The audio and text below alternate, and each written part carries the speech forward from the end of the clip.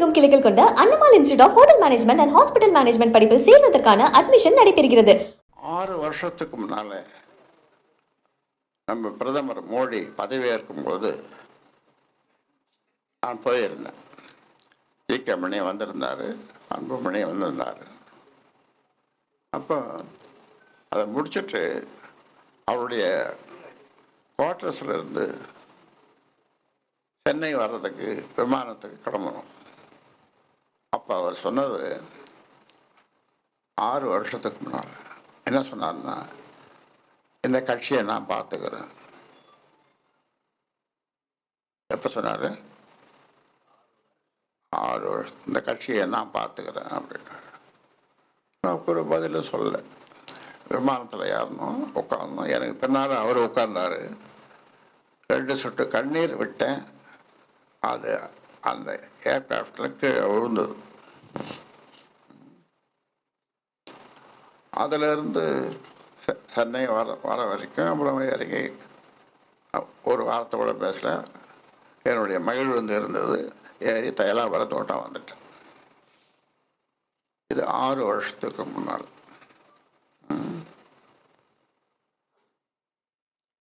எனக்கு 14 பஞ்சாயத்து வச்சாங்க. எத்தனை பஞ்சாயத்து? 14 பஞ்சாயத்து எனக்கு வச்சார்.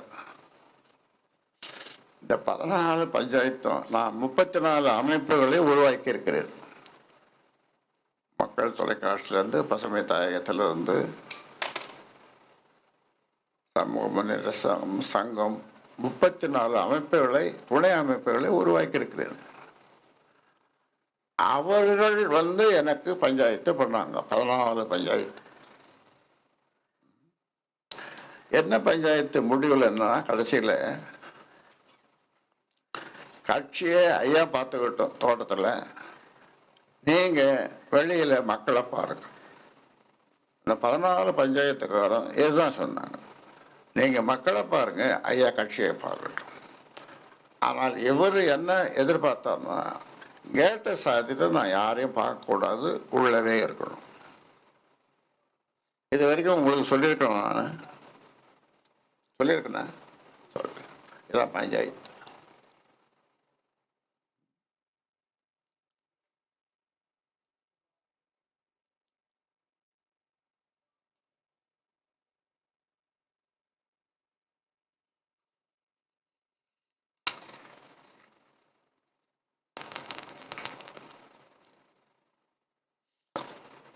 அதாவது பொய் பூசாமல் பேசுவார். அதில் ஒரு 2 பொய்யை மட்டும் சொல்றேன். 108 பேர் மாவட்ட செயலாளர்கள். அதில் 108 பேரில் அவ்வளோ பேருக்கும் சொல்லி ஐயா கூட்டத்துக்கு போவார். எனக்கு பதில் எத்தனை நாளுக்கு? சுமாரா 14ஆம் தேதி. அதுக்கு 8 பேர் தான் இங்கே வந்தான். மீதி 100 பேருக்கு இவரே ஃபோன் பண்ணி, நேரடியாக ஃபோன் பண்ணி, போவாதீங்க. என்னப்போ ஏன் என்னை அடிப்படை உறுப்பிலிருந்து எடுக்க போறார் ஐயா, என்னை அடிப்படை உறுப்பிலிருந்து எடுக்க போறார்னு ஒரு பொய் சொன்னதும் அவன் நின்ட்டான். 100 பேர், 8 பேர் தான் வந்தான்.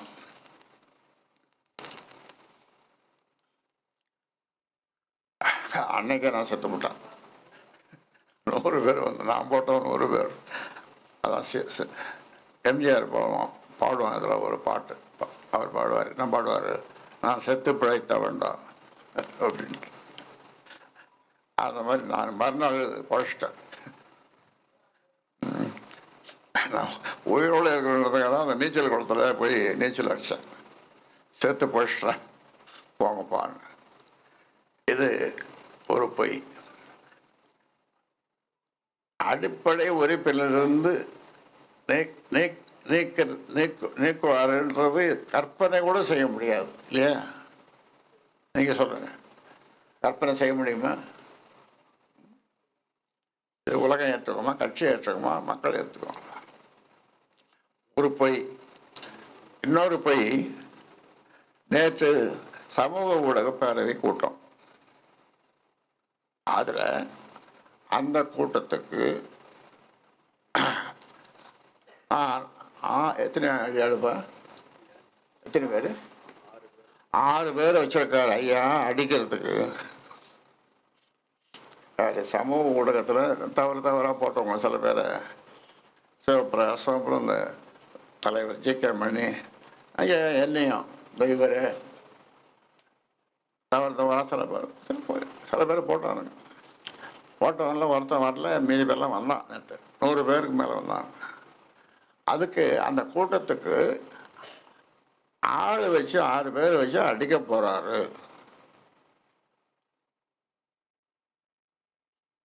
இது எப்படிக்குது? உங்களை எல்லோரும் இந்த 32 மாவட்டம், இப்போ 38, 32 மாவட்டத்துக்கும் போய் அவங்களோடு கூட உட்கார்ந்து சாப்பிட்டு விட்டு அளவலாவி பத்திரிகையாளரோட நண்பர்களோட அளவலாவி வந்த நான் இந்த மாதிரி எங்கேயாவது அடிதடியில் நான் போனதும் கிடையாது, வந்ததும் கிடையாது. இப்படி 6 பேரை வச்சிருக்காரு அடிக்கிறதுக்கு போல அப்படின்னு. ஆனால் 100 பேர் வந்துட்டாங்க, ஒரு ஆள் தவிர 100 பேர் எல்லாம் வந்துட்டாங்க. எதுக்கு சொல்றேன்னா, இப்படி பூசாம வந்துடும். நமக்கெல்லாம் யோசிச்சு செய்யும் பொய்ய நமக்கு வராது. நான் போய் பேசுறது கிடையாது.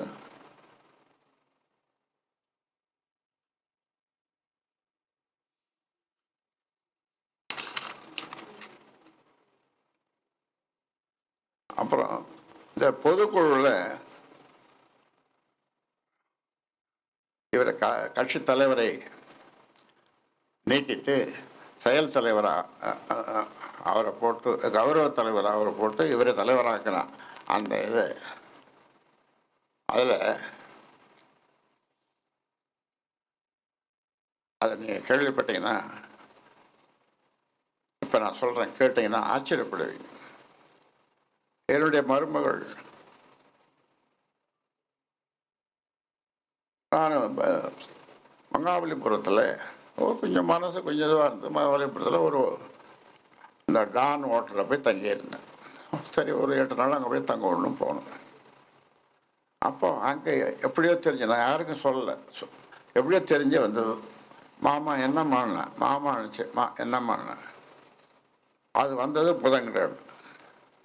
அன்னைக்கு என்னை வந்து பார்த்து, மாமா இன்னைக்கு புதன்கிழமை, அடுத்த புதன்கிழமை நாள் நல்லா இருக்குது, மண்டபம் பார்த்துட்டேன், எல்லா ஏற்பாடும் பண்ணிட்டேன், தலைவரை மாற்றணும்.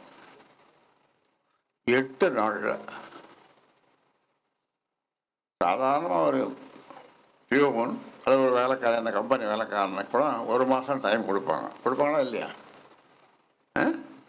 கொடுப்பாங்க. நீ இந்த மாதத்தோட இந்த தேதியில் நீ விலகிற ஓய்வு பெறலன்னு சொல்லுவாங்க. ஆனால் இவர் 8 நாளில் மண்டபம் பார்த்துட்டேன், எல்லாம் சரி ரெடி பண்ணிட்டேன் அப்படின்ட்டு 8 நாள். இந்த புதன்கிழமைலேருந்து என்ன பார்க்குறது, அடுத்த புதன்கிழமை பார்த்து எல்லாம் மண்டபம்லாம் எல்லாம் பண்ணிட்டேன். அப்புறம் நான் அவர் தலைவரை வர சொல்லி, ஜி.கே. மணியை வர சொல்லி சொன்னேன். இது சொன்னது அவர் போய் என்ன பண்ணார், அவங்க மச்சனை தம்பி அவங்ககிட்டலாம் சொல்லியிருக்காரு. அவங்க இவர் ஜோசியம் கடவுள் நம்பிக்கைலாம் இவர் கிடையாது ஜி.கே. மணிக்கு. அவங்க என்ன சொல்லியிருக்காங்க, உங்களுக்கு 1.5 மாதத்துக்கு கிரகம் சரியில்லை, அவர் என்ன புதன் சுக்கரனை பார்க்கணும், சுக்கரன் சூரியனை பார்த்தாலும் தெரில, ஏன் யாரை பார்த்தாலும் தெரில, ஒரு கிரகம் சரியில்லை, எதை செய்தாலும் 1.5 மாதத்துக்கு பிறகு செய் அப்படின்னு சொல்லி அனுப்பிச்சிருக்காங்க. என்கிட்ட சொன்னார், இப்படி எங்கள் இப்போ மச்சான் தம்பியும் சொல்கிறாங்க. அப்போ என்கிட்ட வர சொல்லி, அம்மா இது மாதிரி சொல்கிறாங்க அப்படின்னு. சரிம்மா அம்மாச்சு. அப்புறம் 1.5 மாதம் பொறுத்து அதே பட்டாபிஷேகம் நடந்தது. பட்டாபிஷேகத்தில் கட்டி பிடிச்சி ஆலிங்கனம் பண்ணி ஆனந்த கண்ணீர் வடித்தேன். ஆனந்த கண்ணீர் இவர் அறிவிச்சு ஆனந்த கண்ணீர் வெடிச்சேன். அப்போ ஒரு செய்தி சொன்னேன் நான் பேசும்போது. தமிழகம் எங்கும் கிளைகள் கொண்ட Annamal institute of hotel management and hospital management படிப்பில் சேர்வதற்கான அட்மிஷன் நடைபெறுகிறது.